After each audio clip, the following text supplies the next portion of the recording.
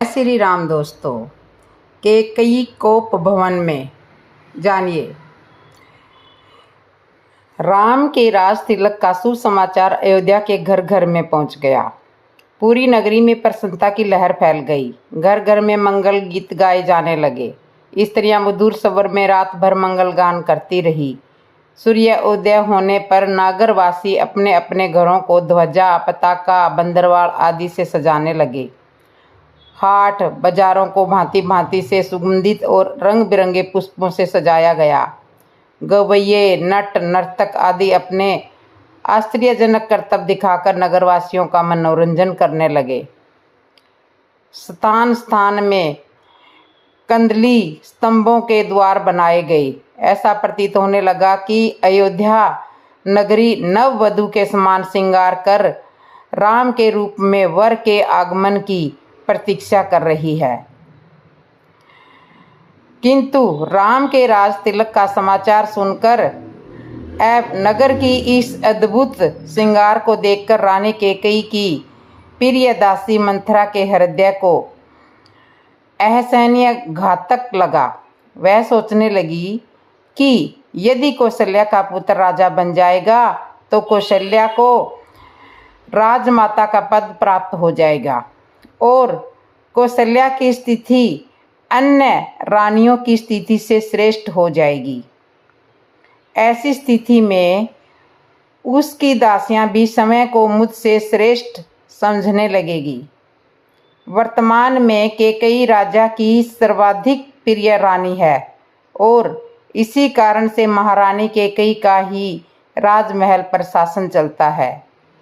कैकेयी की दासी होने का श्रेय प्राप्त होने के कारण राज प्रसाद की अन्य दासियां मेरा सम्मान करती हैं। यदि कौशल्या राजमाता बन जाएगी तो मेरा यह स्थान मुझसे छीन जाएगा। मैं यह सब कुछ सहन नहीं कर पाऊंगी। अतः इस विषय में आवश्यक ही मुझे कुछ करना चाहिए। ऐसा विचार करके मंथरा ने अपने प्रसाद में लेटी हुई कैकेयी के पास जाकर कहा, महारानी, आप सो रही है। यह समय क्या सोने का है? क्या आपको पता है कि कल राम का युवराज के रूप में अभिषेक होने वाला है? मंथरा के मुख से राम के राज तिलक की समाचार सुनकर कैकेयी को अत्यंत प्रसन्नता हुई। समाचार सुनाने की खुशी में कैकेयी ने मंथरा को पुरस्कार रूप एक बहुमूल्य आभूषण दिया और कहा, मंथरे, तू अत्यंत प्रिय समाचार लेकर आई है। तू तो जानती ही है कि राम मुझे बहुत प्रिय है। इस समाचार को सुनने के लिए तू यदि और भी कुछ मांगेगी तो मैं उसे भी तुझे दे दूंगी। कैकेयी के वचनों को सुनकर मंथरा अत्यंत क्रोधित हो गई।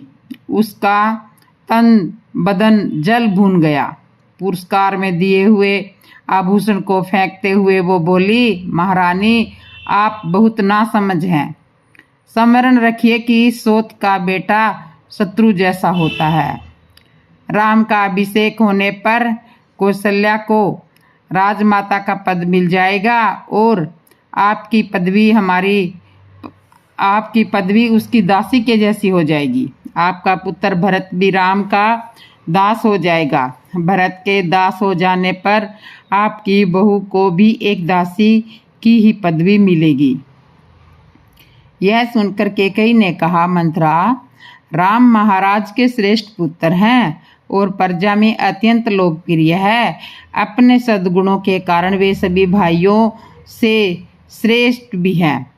राम और भरत एक ही दूसरे से भिन्न नहीं मानते क्योंकि उनके बीच अत्यधिक प्रेम है।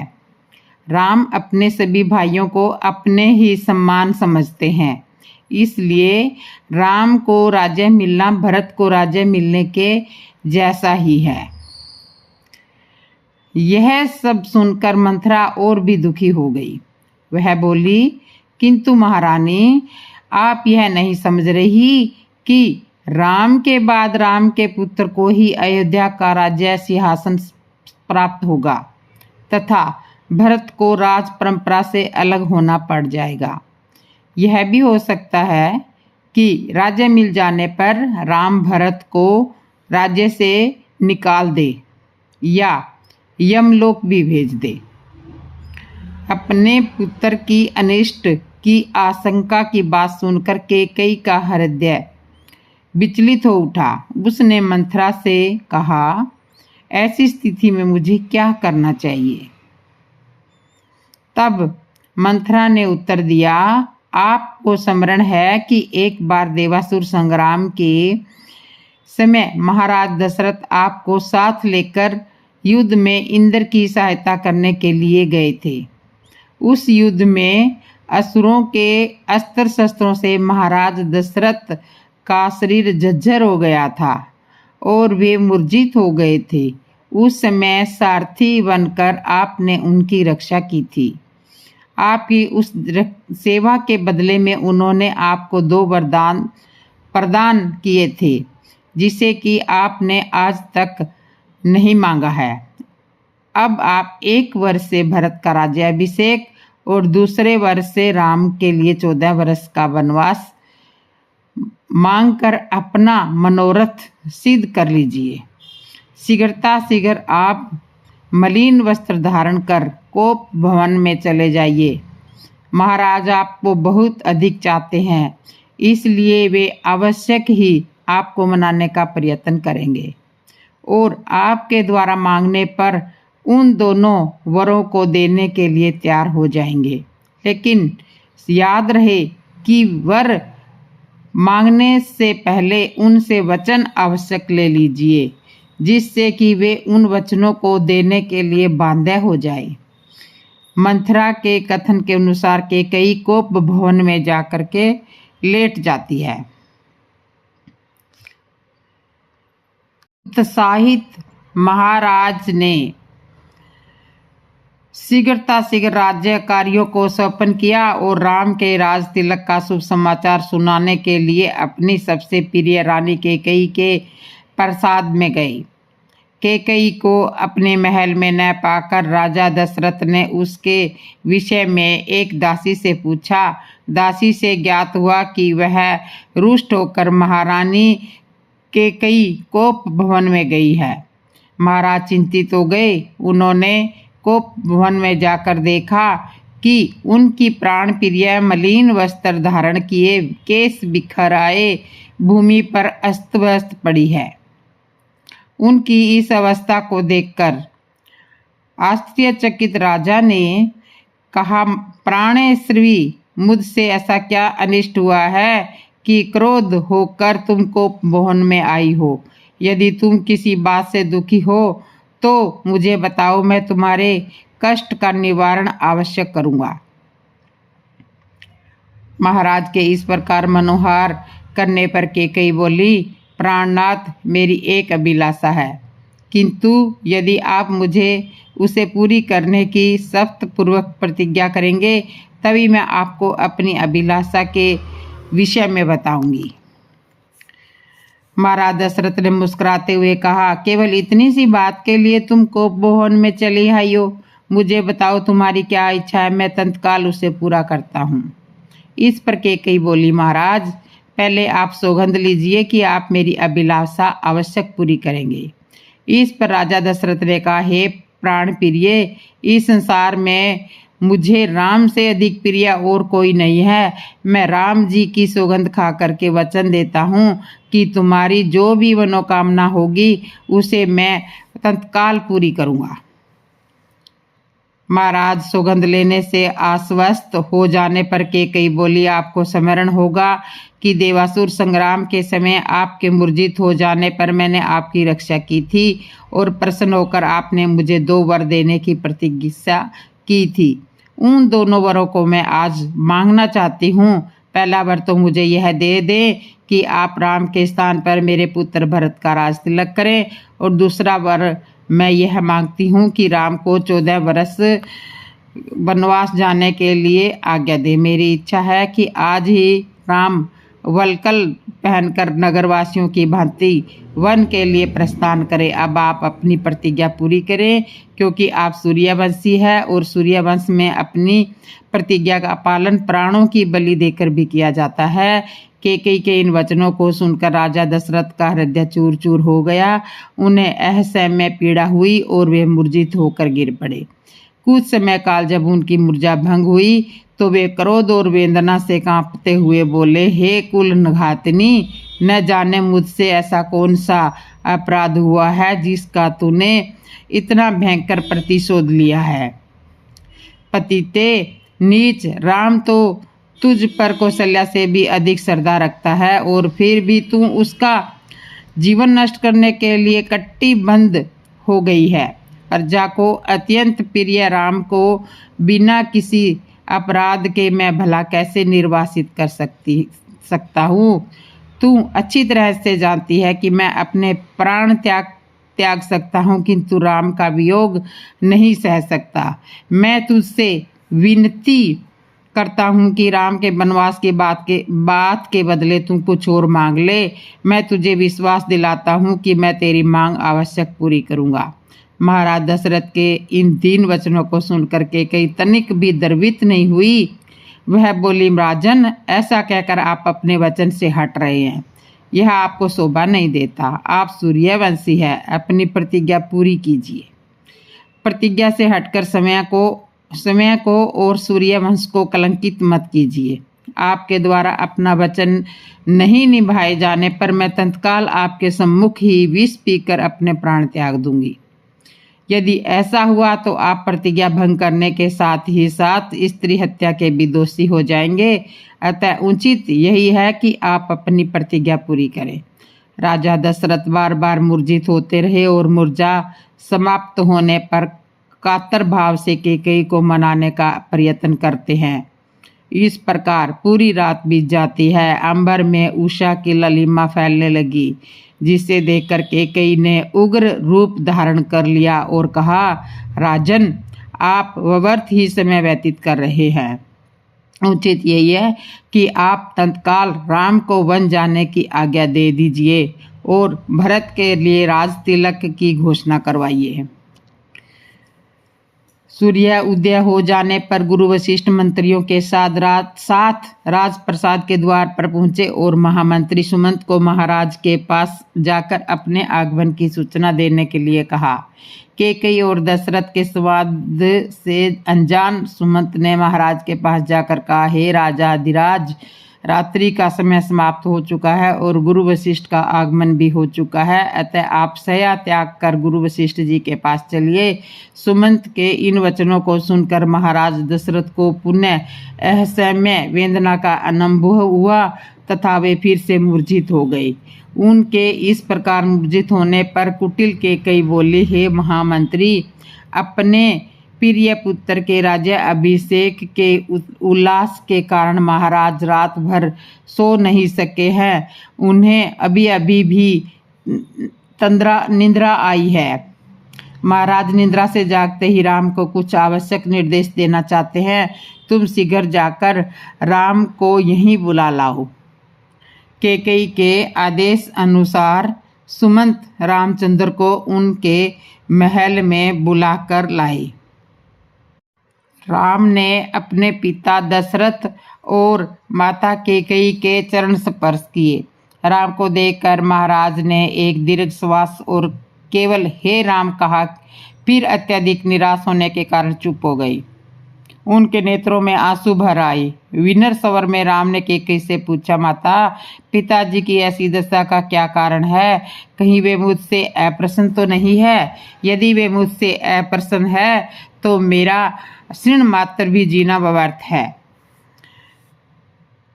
क्षीण मात्र भी जीना व्यर्थ है। केकई बोली, वत्स, महाराज तुमसे अप्रसन्न तो हो ही नहीं सकते, किंतु इनके हृदय में एक विचार आया है जो कि तुम्हारे विरुद्ध है। इसलिए वे तुमसे संकोचवश कह नहीं पा रहे हैं।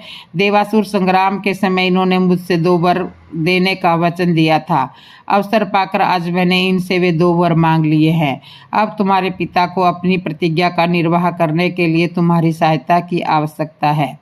यदि तुम प्रतिज्ञा करोगे कि जो कुछ मैं कहूँगी उसका तुम आवश्यक पालन करोगे तो मैं तुम्हें उन वरदानों से अवगत करा सकती हूँ। राम बोले, हे माता, पिता की आज्ञा से मैं अपने प्राणों की आहुति भी दे सकता हूँ। मैं आपके चरणों की सौगंध खाकर प्रतिज्ञा करता हूँ कि आपके चरणों का आवश्यक पालन करूँगा। राम की प्रतिज्ञा से संतुष्ट होकर कैकेयी ने कहा, वत्स्य, मैंने पहले वर्ष से भरत के लिए अयोध्या का राज्य और दूसरे से तुम्हारे लिए 14 वर्ष का वनवास मांगा है। अतः अब तुम अपनी प्रतिज्ञा के अनुसार तत्काल वक्कल धारण करके वन को प्रस्थान करो। तुम्हारे मोह के कारण ही महाराज दुखी हो रहे हैं, इसलिए तुम्हारे वन को प्रस्थान करने के पश्चात ही भरत का राज्याभिषेक होगा। मुझे पूर्ण विश्वास है कि तुम अपनी प्रतिज्ञा का पालन करके अपने पिता को पाप रूपी सागर से आवश्यक मुक्ति दिलाओगे। राम ने दुख और शोक से रहित होकर कैकेयी के वचनों को सुना। कैकेयी के वचनों को सुना और मधुर मुस्कान के साथ बोले, माता, बस इतनी छोटी सी बात के लिए आप और पिताजी इतने परेशान हैं। मैं तत्काल वन को चला जाता हूँ, यही मेरी सत्य प्रतिज्ञा है। महाराज दशरथ राम और कैकेयी के इस संवाद को सुन रहे थे। इसे सुनकर वे एक बार फिर मूर्छित हो गए। राम ने मूर्छित पिता को कैकेयी के चरणों में मस्तक नवाया और चुपचाप उस प्रकोष्ठ से बाहर चले गए। माता कौशल्या से विदा अपने पिता और माता कौशल्या के प्रकोष्ठ से राम अपनी माता कौशल्या के पास पहुँचे। अनुज लक्ष्मण वहाँ पर पहले से ही उपस्थित थे। राम ने माता का चरण स्पर्श किया और कहा, हे माता कैकेयी के द्वारा 2 वर मांगने पर पिताजी ने भाई भरत को अयोध्या का राज्य और मुझे 14 वर्ष का वनवास दिया है। अतः मैं वन के लिए प्रस्थान कर रहा हूँ। विदा होने के पूर्व आप मुझे आशीर्वाद दीजिए। राम द्वारा कहे गए इन हृदय विदारक वचनों को सुनकर कौशल्या मूर्छित हो गई। राम ने उनका यथोचित उपचार किया और मूर्छा भंग होने पर वे विलाप करने लगी। उनका विलाप सुनकर लक्ष्मण बोले, माता, भैया राम को सद्गुरुजनों का सम्मान तथा उनकी आज्ञा का पालन करते हैं। मैं समझ नहीं पा रहा हूँ कि मेरे देवता तुल्य भाई को किस अपराध में यह दंड दिया गया है। ऐसा प्रतीत होता है कि वृंदावस्था में पिताजी की बुद्धि को भ्रष्ट कर दिया है। वृंदावस्था ने पिताजी की बुद्धि को भ्रष्ट कर दिया है। उचित यही है कि बड़े भैया उनकी इस अनुचित आज्ञा का पालन न करें और निष्कंटक राज्य करें। भैया राम के विरुद्ध सिर उठाने वालों को मैं तत्काल कुचल दूंगा। राम का अपराध क्या है? उनकी नर्मता और सहनशीलता। मैं प्रतिज्ञा करता हूँ कि यदि राम के राजा बनने में भरत या उनके पक्षपाती कंटक बनेंगे तो मैं उन्हें उसी क्षण यमलोक भेज दूंगा। मैं भी उसी प्रकार आपके दुखों को हर कर दूर कर दूंगा जिस प्रकार से सूर्य अंधकार को मिटा देता है। मैं भी उसी तरह आपको दुख देने वाले को हमेशा हमेशा के लिए मिटा दूंगा। तो इस तरह से लक्ष्मण गुस्से में आकर, रोष में आकर बोल रहे हैं। लक्ष्मण के शब्दों से माता कौशल्या को ढांढस मिला और उन्होंने कहा, पुत्र राम, तुम्हारे छोटे भाई लक्ष्मण का कथन सत्य है। तुम मुझे इस प्रकार बिलखता छोड़कर वन के लिए प्रस्थान नहीं कर सकते। यदि पिता की आज्ञा का पालन करना तुम्हारा धर्म है तो माता की आज्ञा का पालन करना भी तुम्हारा ही धर्म है। मैं तुम्हें आज्ञा देती हूँ कि अयोध्या में रहकर मेरी सेवा करो। इस पर माँ को धैर्य बंधाते हुए राम बोले, माता, आप इतनी दुर्लभ कैसे हो गई? ये आज आप कैसे वचन कह रही हैं? आपने ही तो मुझे बचपन से पिता की आज्ञा का पालन करने की शिक्षा दी है। अब क्या मेरी सुख सुविधा के लिए अब क्या मेरी सुख सुविधा के लिए अपनी दी हुई इस शिक्षा को जुठलाओगी? एक पत्नी के नाते भी आपका कर्तव्य है कि आप अपने पति की इच्छा पूर्ति में बाधक न बने। आप तो जानती हैं ही कि चाहे सूर्य, चंद्र और पृथ्वी अपने अटल नियमों को टल जाए, पर राम के लिए पिता की आज्ञा का उल्लंघन करना कदापि साधक नहीं है, संभव नहीं है। मैं आपसे भी निवेदन करता हूँ कि आप प्रसन्न होकर मुझे वन जाने की आज्ञा प्रदान करें, ताकि मुझे यह संतोष रहे कि मैंने माता और पिता दोनों ही आज्ञा का पालन किया है, दोनों की आज्ञा का पालन किया। फिर वे लक्ष्मण से संबोधित हुए और कहा, लक्ष्मण, तुम्हारे साहस, पराक्रम, शौर्य और वीरता पर मुझे गर्व है। मैं जानता हूँ कि तुम मुझसे अत्यंत स्नेह करते हो, किंतु हे सुमित्रे, धर्म का स्थान सबसे ऊपर है। पिता की आज्ञा की अवहेलना करके मुझे पाप, नरक और यज्ञ का भागी बनना पड़ेगा। इसलिए हे भाई, तुम क्रोध और भोग का त्याग करो और मेरे वन गमन में बाधक मत बनो। राम के दृढ़ निश्चय को देखकर अपने आंसुओं को पोंछती हुई कौशल्या बोली, वत्स्य, यद्यपि तुम्हें वन जाने की आज्ञा देते हुए मेरा हृदय चूर चूर हो रहा है, किंतु यदि मुझे भी अपने साथ ले चलने की प्रतिज्ञा करो तो मैं तुम्हें वन जाने की आज्ञा दे सकती हूँ। राम ने स्वयं पूर्वक कहा, माता, पिताजी इस समय अत्यंत दुखी है और उन्हें आपके प्रेम पूर्ण सहारे की आवश्यकता है। ऐसे समय में यदि आप भी उन्हें छोड़कर चली जाएंगी तो उनकी मृत्यु में किसी भी प्रकार का संदेह नहीं रह जाएगा। मेरी आपसे विनती है कि उन्हें दुख मृत्यु के मुख से छोड़कर आप पाप का भागी न बने। उनके जीवित रहते तक उनकी सेवा करना आपका पावन कर्तव्य है। आप मोह को त्याग दें और मुझे वन जाने की आज्ञा दें। मुझे प्रसन्नतापूर्वक विदा करें। मैं वचन देता हूँ कि 14 वर्ष की अवधि बीतते ही मैं लौटकर आपके दर्शन करूँगा। धर्मपरायण राम के युक्ति युक्त वचनों को सुनकर अश्रुपूरित माता कौशल्या ने कहा, अच्छा पुत्र, मैं तुम्हें आगमन की आज्ञा प्रदान करती हूँ। परमात्मा तुम्हारे वन गमन को मंगलमय करें। फिर माता ने तत्काल ब्राह्मणों से हवन कराया और राम को हृदय से आशीर्वाद देते हुए विदा किया। सीता और लक्ष्मण का साथ जाने का अनुग्रह है। माता कौशल्या से अनुमति प्राप्त करने तथा विदा लेने के पश्चात राम जनक नंदिनी सीता के कक्ष में पहुँचे। उस समय वे राजसी चिन्हों से पूर्णतः विहीन थी। उन्हें राजसी चिन्हों से विहीन देखकर सीता ने पूछा, हे आर्यपुत्र, आज आपके राज्याभिषेक का दिन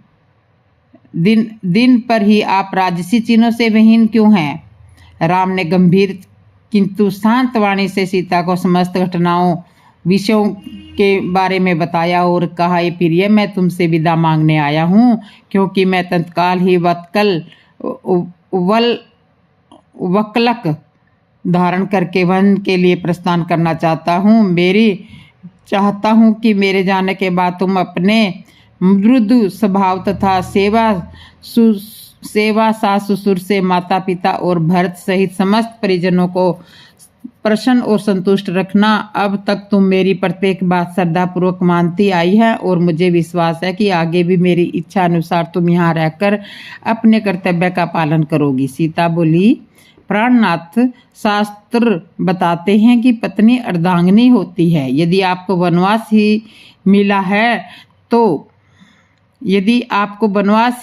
की आज्ञा मिली है तो इसका अर्थ है कि मुझे भी वनवास की आज्ञा मिली है। कोई विधान नहीं कहता कि पुरुष का आधा अंग वन में रहे और आधा अंग घर में रहे। हे नाथ, स्त्री की गति तो उसके पति के साथ ही होती है, इसलिए मैं भी आपके साथ वन में जाऊंगी। आपके साथ रहकर वहां मैं आपके चरणों के सेवा करके अपना कर्तव्य निभाऊंगी। पति की सेवा करके पत्नी को जो अपूर्ण सुख प्राप्त होता है, वह सुख लोक और परलोक के सभी सुखों से बड़ा होता है।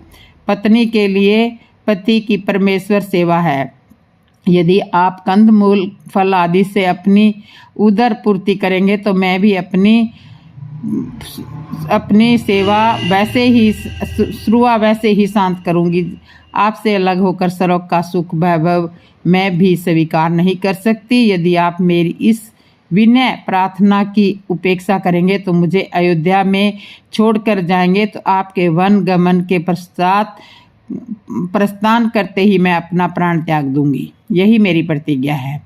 राम को वन में होने वाले कष्टों का ध्यान था, इसलिए वे अपने साथ सीता को वन में नहीं ले जाना चाहते थे। वे उन्हें समझाने का प्रयत्न करने लगे, किंतु जितना वे प्रयत्न करते सीता उतना ही हट बढ़ता चला गया। किसी भी प्रकार से समझाने बुझाने का प्रयास करने पर वे अनेक प्रकार के शास्त्र संबंध तर्क करने लगती और उनके बस प्रयास को विफल करती जाती। जनक नंदिनी की इस दृढ़ता के समक्ष राम का प्रत्येक प्रयास असफल हो गया और अंत में उन्हें सीता को अपने साथ वन ले जाने की आज्ञा देने के लिए विवश होना पड़ा। सीता की ही तरह लक्ष्मण ने भी राम के साथ वन में जाने के लिए बहुत अनुग्रह किया। राम ने बहुत प्रकार से समझाया, किंतु लक्ष्मण उनके साथ जाने के विचार पर दृढ़ रहे। परिणाम स्वरूप राम को लक्ष्मण की दृढ़ता, स्नेह तथा अनुग्रह के सामने भी झुकना पड़ा और लक्ष्मण को भी साथ ले जाने की अनुमति देनी ही पड़ी। सीता और लक्ष्मण ने कौशल्या तथा सुमित्रा दोनों माताओं से आज्ञा लेने के बाद अनुविनय करके महाराज दशरथ से भी वन जाने की अनुमति देने के लिए मना कर दिया। अनुविनय करके महाराज दशरथ से भी वन जाने की अनुमति देने के लिए मना ही लिया। इतना करने के पश्चात लक्ष्मण शीघ्र आचार्य के पास पहुंचे और उनसे समस्त अस्त्र शस्त्र आदि लेकर राम के पास उपस्थित हो गए।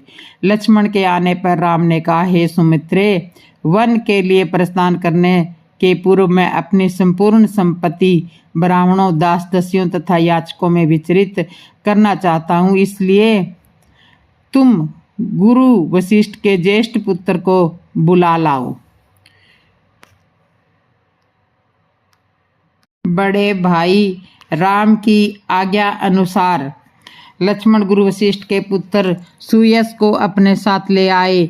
राम और सीता ने अत्यंत श्रद्धा के साथ उनकी पद प्रदक्षिणा की। इसके पश्चात उन्होंने अपने श्रवण कुंडल, बाजूबंद, कड़े, मालाएं और रत्न जड़ित अन्य आभूषणों को उन्हें देते हुए कहा, हे प्रिय मित्र, जनक नंदिनी सीता भी मेरे साथ वन को जा रही है, इसलिए ये अपने कंकण, मुक्तमाला, कंकड़ी, हीरे, मोती, रत्न आदि समस्त आभूषण आपकी पत्नी को दान करना चाहती है। आप इन आभूषणों को सीता की ओर से उन्हें आदर तथा नम्रता के साथ समर्पित कर देना। मेरी यह श्रवण जड़ित सया अब मेरे लिए किसी काम की नहीं है, अतः इसे भी आप ले जाइए। मेरे मामा ने अत्यंत स्नेह के साथ मुझे यह हाथी दिया था, इसे भी सहस्त्र श्रवण मुद्राओं के साथ आप स्वीकार करें। राम के वन गमन के विषय में ज्ञात होने पर सुयश के नेत्रों में आंसू भर आया। सलज नेत्रों के साथ राम के द्वारा प्रदान की गई वस्तुओं को उन्होंने ग्रहण किया और आशीर्वाद दिया, हे राम, तुम चिरंजीवी हो जाओ। तुम्हारा 14 वर्ष का वनवास तुम्हारे लिए निष्कंटक और कृतिदायक हो जाए। वनवास की अवधि समाप्त होने पर लौटने पर तुम्हें अयोध्या का राज्य पुण्य प्राप्त हो। इस प्रकार आशीर्वाद देकर गुरुपुत्र सुयश विदा हुए। उसके बाद राम ने अपने सेवकों को, जो कि राम के वनवास से दुखी होकर रो रहे थे, बहुत सारा धन दान में दिया और सांत्वना देते हुए बोले, तुम लोग यहीं रहकर महाराज माता कौशल्या, सुमित्रा के कई भरत, शत्रुघ्न और अन्य गुरुजनों की तन मन लगा करके सेवा करना। सदैव इस बात का ध्यान रखना कि उन्हें किसी प्रकार की असुविधा ना हो। फिर राम ने अपनी समस्त व्यक्तिगत संपत्ति को मंगवाकर सीता के हाथों से उसे गरीब, दुखी, दीन दरिद्रों में बंटवा दिया। राम और सीता के द्वारा मुक्त हस्त से दान दिए जाने की चर्चा सारे नगर में दावानल की भांति फैल गई। उन दिनों अयोध्या के समीपवर्ती एक ग्राम में गर्ग गोत्री चित्रिजटा नाम की एक तपस्वी ब्राह्मण निवास किया करता था। उनकी बहुत सी संतानें थी और वह अत्यंत दरिद्र था। उसे अपनी गृहस्थी का पालन पोषण करने में अत्यंत कठिनाई होती थी। राम के द्वारा किए जाने वाले दान की चर्चा सुनकर उसकी पत्नी ने उनसे कहा कि हे स्वामी, आपको ज्ञात हुआ होगा कि अयोध्या के ज्येष्ठ राजकुमार श्री रामचंद्र जी अपना सब कुछ दान में वितरण कर रहे हैं। आप भी उनके पास जाकर याचना करें। हमारी निर्धनता और दरिद्रता से तथा आपकी याचना से दरिद्र होकर दयालु राम हम पर भी अवश्य की दया करेंगे और इस दरिद्रता गरीबी से हमारा उद्धार कर देंगे। तपस्वी त्रिजटा याचना में रुचि नहीं रखते थे, किंतु पत्नी के बार बार प्रेरित किए जाने पर विवश होकर वे श्री राम के दरबार की ओर चल पड़े। वे शीघ्र एक के बाद एक 5 ड्योढ़ियां पार करके राम के समक्ष जा पहुँचे। उनकी तपस्या जनित तेज और ओज प्रभावित राम बोले, हे तपस्वी, हे ब्राह्मण देवता, आपका हृदय तीव्र गति से संपदित हो रहा है और शुभ्र भाल पर स्वेद कण झलक रहे। ऐसा प्रतीत होता है कि आप बड़ी दूर से तीव्र गति के साथ चले आ रहे हैं। आपकी वेशभूषा आपके धन का अभाव का परिचय देता है। अतः आपने अपने हाथ में जो दंड रखा है उसे आप अपनी पूर्ण शक्ति के साथ फेंकिए। यह दंड जहाँ तक जाकर गिरेगा, आपके खड़े होने से उस स्थान तक जितनी गायें खड़ी हो सकेगी मैं आपको अर्पित कर दूंगा और उन गायों के भरण पोषण के लिए भी पर्याप्त साधन जुटा दूंगा। इस आदेश को सुनकर त्रिजटा ने पूरी शक्ति के साथ दंड फेंका। दंड सरयू नदी के दूसरी पार जाकर गिरा। राम ने उसके बल की सराहना की तथा उसे अपनी प्रतिज्ञा अनुसार गायें दान में दी। उनको विदा करने के पूर्व स्वर्ण, मोती, मुद्रिकाएं, वस्त्र आदि भी दान में दिया। इस प्रकार अपनी असंख्य धनराशि का दान कर सबको संतुष्ट करने के पश्चात वे सीता और लक्ष्मण के साथ पिता के दर्शनों के लिए चले गए। तो दोस्तों, आपको ये हमारी कथा कैसे लग रही है? अच्छी लग रही है तो कमेंट में ज़रूर बताना। जो मेरे चैनल पे नए आए हैं, जिसने अभी तक सब्सक्राइब नहीं किया, वो सब्सक्राइब करना, लाइक करना, कमेंट करना और बेल आइकन बटन तो ज़रूर दबा लेना। जय श्री राम दोस्तों।